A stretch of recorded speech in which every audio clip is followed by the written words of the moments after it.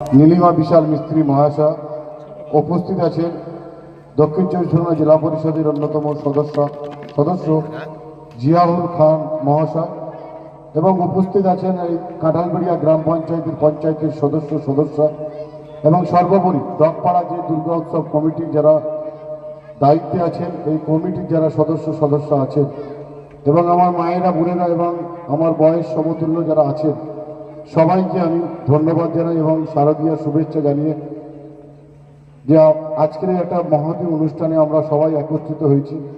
সকলের কাছে আমি অনুরোধ করব, আপনারা সকলেই এই কটা দিন আপনাদের পরিবার পরিজন সবাইকে নিয়ে আনন্দ উৎসবের মধ্য দিয়ে এবং শান্তি মৈত্রী সম্প্রীতির মধ্য দিয়ে আপনারা উপভোগ করবেন।